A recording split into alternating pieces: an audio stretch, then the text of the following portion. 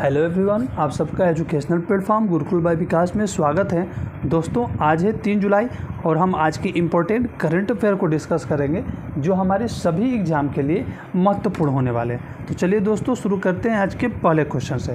देखिए, आज का पहला क्वेश्चन है कि हाल ही में विश्व खेल पत्रकार दिवस कब मनाया गया है। तो दोस्तों देखिए, विश्व खेल पत्रकार दिवस जो है वो प्रतिवर्ष 2 जुलाई को मनाया जाता है। कब मनाया जाता है?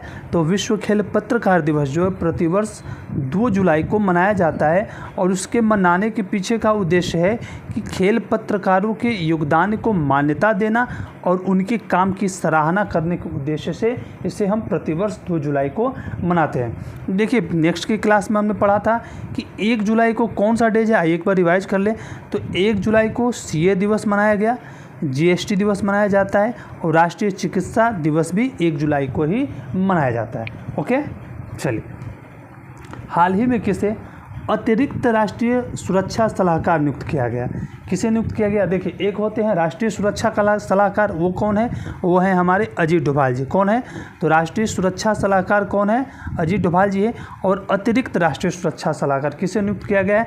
तो ऑप्शन नंबर बी हमारा राइट आंसर हो जाएगा। किसे? राजेंद्र खन्ना। यानी कि पहली बार जो है राजेंद्र खन्ना को अतिरिक्त राष्ट्रीय सुरक्षा सलाहकार जो है वो नियुक्त किया गया है। किसे नियुक्त किया गया है? तो राजेंद्र खन्ना को नियुक्त किया गया है। चलिए देखते हैं।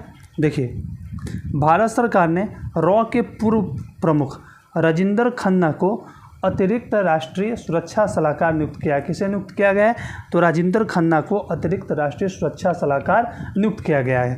यह पहली बार है जब किसी को अतिरिक्त एनएसए के पद पर नियुक्त किया गया है। ओके, एनएसए प्रमुख हमारे कौन है? तो अजीत डोभाल हैं। और अतिरिक्त यानी कि एडिशनल एनएसए किसे नियुक्त किया गया है? तो राजेंद्र खन्ना को जो है नियुक्त किया गया है। ठीक है, कुछ इंपॉर्टेंट नियुक्तियां हैं, चलिए एक बार उनको हम रिवाइज कर लेते हैं। सुपर 30 के संस्थापक कौन है? तो आनंद कुमार, उनको यूएई का गोल्डन वीज़ा प्राप्त हुआ है, आप सबको याद भी होगा। देखिए, विधायी मामलों और बजट बनाने की विशेषज्ञ सोनाली कार्डेको को United state agency for institution development के प्रशासक समंथा पावर के सहायक के रूप में नियुक्त किया गया। ओके, निखिल जोशी को बोइंग डिफेंस इंडिया का प्रबंध निदेशक नियुक्त किया गया। ओके, देखिए, प्रभाव सुबियांतो को इंडोनेशिया का नया राष्ट्रपति नियुक्त किया गया और क्रिकेटर शुभमन गिल को पंजाब लोकसभा चुनाव के लिए स्टेट आइकन नियुक्त किया गया। किसे नियुक्त किया गया? तो शुभमन गिल को नियुक्त किया गया। दोस्तों, आवाज़ थोड़ी सी दबी हुई है क्योंकि मुझे फीवर है और इसीलिए ये सेशन लेट हुआ है, क्योंकि ये डेली 10 बजे सुबह में आ जाता है। सो आप सबसे क्षमा है मेरी कि थोड़ा सा सपोर्ट कीजिएगा। फीवर ठीक होने के बाद फिर से आता रहेगा टाइम से। ठीक है, देखिए, एक और ये नियुक्ति है, इम्पोर्टेंट है, अंतर्राष्ट्रीय न्यायालय से संबंधित है कि अंतर्राष्ट्रीय न्यायालय के नए पदाधिकारी जिसमें अध्यक्ष और उपाध्यक्ष नियुक्त किया गया है। किन्हें? तो अध्यक्ष नियुक्त किया गया है लेबनान के न्यायाधीश नवाब सलाम और उपाध्यक्ष किसे नियुक्त किया गया है? तो युगांडा के न्यायाधीश जूलिया सेबुटिंडे। किसे? जूलिया सेबुटिंडे को उपाध्यक्ष नियुक्त किया गया। ओके, तो कुछ इंपॉर्टेंट नियुक्तियाँ की थी, हमें रिवाइज करना हम महत्वपूर्ण है क्योंकि हम इसे भूले नहीं। चलिए नेक्स्ट देख लेते हैं। हाल ही में किसे उल्लेखनीय योगदान के लिए 12वां विश्व हिंदी सम्मान प्रदान किया गया? किसे? 12वां विश्व हिंदी सम्मान किसे प्रदान किया गया है? तो दोस्तों, 12वां विश्व हिंदी सम्मान जो है वो डॉक्टर उषा ठाकुर को प्रदान किया गया है। किसे? डॉक्टर उषा ठाकुर को प्रदान किया गया है। संजना ठाकुर कौन है? तो संजना ठाकुर को कॉमनवेल्थ शॉर्ट स्टोरी पुरस्कार अभी पीछे ही थोड़े दिन पहले प्रदान किया गया। उनकी स्टोरी किसके लिए? तो ऐश्वर्या राय, उनकी एक कहानी है, उसके लिए उन्हें कॉमनवेल्थ शॉर्ट स्टोरी पुरस्कार से सम्मानित किया गया है। और पूजा नैन्सी कौन है? पूजा नैन्सी जिन्हें फ्रांस के विशेष सम्मान से सम्मानित किया गया था। ओके, चलिए देखते हैं इसके बारे में। हिंदी साहित्य के विकास में उल्लेखनीय योगदान के लिए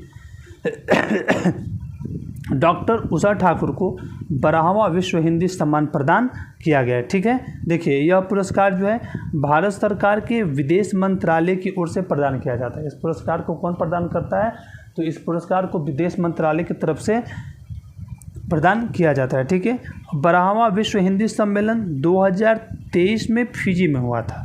ठीक है, चूँकि ये वहाँ पे पहुँच नहीं पाई थी, इसके कारण उन्हें यह पुरस्कार जो है वो नेपाल के काठमांडू में आयोजित त्रिभुवन विश्वविद्यालय में प्रदान किया गया है।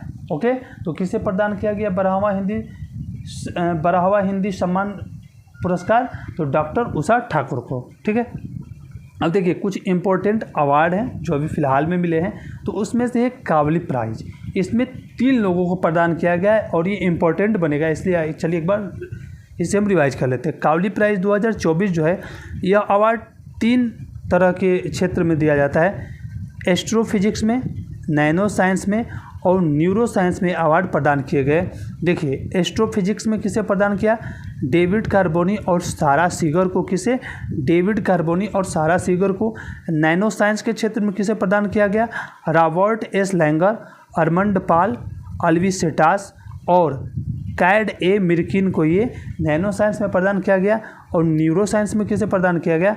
तो नैन्सी कैनविशर, विनरिच फ्रीवाल्ड और डोरिस इंग तसाव को ये जो अवार्ड है वो प्रदान किया गया है। यानी कि एक अवार्ड है, इससे 3 क्वेश्चन बन सकते हैं कि कावली प्राइज़ 2024 के तहत एस्ट्रोफिजिक्स का अवार्ड किसे मिला, नैनो साइंस का अवार्ड किसे मिला और न्यूरो साइंस का अवार्ड किसे मिला। ठीक है, तो इसे हम एक बार जरूर अच्छे से याद कर लेंगे। देखिए दूसरा इसी में, इससे भी 3 क्वेश्चन बन सकते हैं कि साहित्य अकादमी युवा एवं बाल पुरस्कार 2024 के तहत युवा पुरस्कार हिंदी के लिए किसे प्रदान किया गया?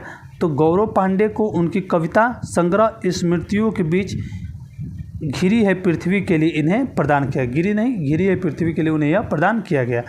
बाल साहित्य के लिए पुरस्कार किसे प्रदान किया गया? तो बाल साहित्य पुरस्कार जो है वो देवेंद्र कुमार को 51 बाल कहानियों के लिए प्रदान किया गया। देखिए अंग्रेजी भाषा के लिए युवा साहित्य पुरस्कार जो है किसे दिया गया? तो के वैशाली को। और उर्दू भाषा के लिए जावेद अंबर मिसबाही को ये प्रदान किया गया है। ठीक है, अब देखिए 2021 के उत्तरी क्षेत्र से कालजयी और मध्यकालीन साहित्य में विशेष योगदान हेतु डॉक्टर पुरुषोत्तम अग्रवाल को साहित्य अकादमी भाषा सम्मान देने की घोषणा की गई है। और दोस्तों एक चीज़ और याद रखिए, संस्कृत के क्षेत्र में अभी से प्रदान नहीं किया गया। इम्पोर्टेंट है क्योंकि एक साथ कई लोगों को अवार्ड दिए गए हैं, तो इम्पोर्टेंट रहता है कि इसमें से कहीं से भी उठाकर पूछ सकता है कि साहित्य अकादमी युवा एवं बाल पुरस्कार से संबंधित जो ये पुरस्कार है किन्हें प्रदान किए गए। ओके, चलिए अगला देख लेते हैं कि अंतर्राष्ट्रीय रेत कलाकृति प्रतियोगिता का आयोजन कहाँ किया गया। तो अंतर्राष्ट्रीय रेत कलाकृति प्रतियोगिता का जो आयोजन है ये कहाँ किया गया है? तो इसे रूस में आयोजित किया गया है। कहाँ? रूस में आयोजित किया गया है। देखिए अंतर्राष्ट्रीय रेत कलाकृति प्रतियोगिता का आयोजन जो है वो 4 जुलाई से 12 जुलाई के बीच में आयोजित किया जाएगा। कहाँ पे? इसे रूस में आयोजित किया जाएगा। ठीक है, अब इसमें भारत की तरफ से इस प्रतियोगिता का प्रतिनिधित्व कौन करेगा? तो इस प्रतियोगिता का प्रतिनिधित्व जो है भारत की तरफ से भारत के प्रसिद्ध सैंड आर्टिस्ट सुदर्शन पटनायक करेंगे। कौन करेंगे? सुदर्शन पटनायक करेंगे। देखिए सुदर्शन पटनायक जी को भारत सरकार द्वारा समुद्र तट की रेत कला के लिए भारत के सबसे चौथे नागरिक सम्मान पद्म श्री से सम्मानित भी किया जा चुका है। कब? 2024 में। पूछ सकता है जब ये चर्चा में कि उन्हें पद्म श्री कब सम्मानित किया गया? 2014 में। और ये प्रतियोगिता किस विषय पर आयोजित है? तो प्रतियोगिता का विषय जो है इतिहास और पौराणिक कथाएं। क्या है इस प्रतियोगिता का विषय? इतिहास और पौराणिक कथाएं। ओके, तो इन्हीं पर जो है वहाँ पे कलाओं का आयोजन होने वाला है। ओके, चलिए कला का आयोजन मतलब कि रेत पे जो है वो इतिहास और पौराणिक कथाओं से संबंधित लोगों के रेत पर कलाएं बनाई जाएंगी। ठीक है, चलिए अगला क्वेश्चन है कि ग्लोबल इंडिया AI शिखर सम्मेलन 2024 का आयोजन कहाँ किया गया? तो ग्लोबल इंडिया AI शिखर सम्मेलन 2024 का जो आयोजन है वो हमारी ही राजधानी नई दिल्ली में कहाँ किया गया? कहाँ? नई दिल्ली में इसे आयोजित किया गया है। देखिए ग्लोबल इंडिया AI शिखर सम्मेलन 2024 का जो आयोजन है वो नई दिल्ली में आयोजित किया जाएगा। ठीक है, इसे कहाँ किया जाएगा? तो नई दिल्ली में आयोजित किया जाएगा। इस शिखर सम्मेलन का आयोजन कौन करेगा? तो इस शिखर सम्मेलन का जो आयोजन है वो इलेक्ट्रॉनिक और सूचना प्रौद्योगिकी मंत्रालय द्वारा किया जाएगा। किसके द्वारा? AI है सीधे, आर्टिफिशियल इंटेलिजेंस। तो इसे आयोजित भी कौन करेगा? इलेक्ट्रॉनिक और सूचना प्रौद्योगिकी मंत्रालय इसे आयोजित करेगा। और जिसके फिलहाल में मंत्री कौन है? तो अश्विनी वैष्णव जो है इसके मंत्री। ठीक है, चलिए आगे देखते हैं। 13वां अभ्यास मैत्री जो है भारत और किस देश के बीच शुरू हुआ है? देखिए, मैत्री अभ्यास जो है दोस्तों भारत और थाईलैंड के बीच आयोजित किया जाता है। ठीक है, किसके बीच? भारत और थाईलैंड के बीच आयोजित किया जाता है। और 13वां मैत्री अभ्यास ये आयोजित होने जा रहा है। देखिए, भारतीय सेना ने थाईलैंड के ताक प्रांत में स्थित फोर्ट वाचिरापक्रम में थाईलैंड के साथ अभ्यास मैत्री शुरू किया है। कहाँ पे? वाचिरापक्रम में जो है वो थाईलैंड के साथ अभ्यास मैत्री शुरू किया है। ठीक है, यह अभ्यास जो है 1 से 15 जुलाई 2024 तक आयोजित किया जाएगा। ओके, कब से कब तक? 1 से 15 जुलाई तक इसे आयोजित किया जाएगा। पिछली बार इस अभ्यास का आयोजन जो है 2019 में उमरोई मेघालय में हुआ था। कहाँ पे हुआ था? 2019 में उमरोई मेघालय में से आयोजित किया गया था। और इसकी शुरुआत कब से हुई है? तो दोस्तों इसकी शुरुआत जो है वो सन 2006 में सबसे पहले इसे आयोजित किया गया था। भारत और थाईलैंड के बीच आयोजित होने वाला एक युद्धाभ्यास है। 13वां संस्करण इसका इस बार कहाँ हो रहा है? तो थाईलैंड के फोर्ट वाचिरापक्रम में इसका आयोजन किया जा रहा है। ओके, चलिए, आज थोड़ा सा आप लोगों को भी कष्ट हो रहा होगा क्योंकि सही से आवाज़ निकल नहीं रहा है। फीवर है तो शरीर थोड़ा सा ठंड से कांपने जैसा हो जा रहा है। चलिए, लोकार्नो अवार्ड जीतने वाले पहले भारतीय कौन बने? तो दोस्तों देखिए, लोकार्नो अवार्ड से अभी सम्मानित करने की घोषणा जो है शाहरुख खान के लिए की गई है। तो शाहरुख खान जो है ये जीतने वाले पहले भारतीय बने हैं। ठीक है, देखिए, स्विट्ज़रलैंड में होने वाले कहाँ पे आयोजित होगा लोकार्नो अवार्ड? याद रखिएगा, स्विट्ज़रलैंड में। इस फिल्म फेस्टिवल में शाहरुख खान को करियर अचीवमेंट अवार्ड से सम्मानित किया जाएगा। आयोजन कहाँ होगा लोकार्नो अवार्ड? देखिए, लोकार्नो अवार्ड का आयोजन होगा स्विट्ज़रलैंड में। इससे सम्मानित होने वाले पहले भारतीय कौन है? शाहरुख खान। और उन्हें किस अवार्ड से सम्मानित किया जाएगा? तो करियर अचीवमेंट अवार्ड से उन्हें सम्मानित किया जाएगा। ओके, चलिए नेक्स्ट है कि अंतर्राष्ट्रीय खिलौना मेला 2024 कहाँ आयोजित किया जाएगा? तो सीधी सी बात है, खिलौना मेला 2024 नई दिल्ली में कहाँ पे? प्रगति मैदान। जितने भी लगभग होते हैं सब प्रगति मैदान में ही। तो इसका आयोजन जो है वो नई दिल्ली के प्रगति मैदान में आयोजन इसका किया जाएगा। ओके, तो दोस्तों आज के लिए इतना ही है। जो भी इम्पोर्टेंट करंट अफेयर थे हमने आपके सामने रखा उसे, और उसे डिटेल में एक्सप्लेन भी हुआ। सो दोस्तों प्लीज़ आज के लिए क्षमा चाहता हूँ। आज फीवर है मुझे और बोलने में भी थोड़ी सी दिक्कत हो रही है। ये सेशन जो है प्रतिदिन डेली जो है 10 बजे सुबह में अपलोड कर दिया जाता है। सो देखते हैं, अगर कल अगर से फीवर अच्छा रहा तो कल तो टाइम से आ ही जाएगा, नहीं तो फिर 1-2 दिन टाइम हो सकता है। लेकिन दोस्तों प्रयास करेंगे कल से टाइम से ही आएगा, आप निश्चिंत रहिए। सो प्लीज़ आपसे रिक्वेस्ट है कि आप हमारे यूट्यूब चैनल गुरुकुल बाय विकास को सपोर्ट करें, लाइक करें, शेयर करें और कमेंट करें।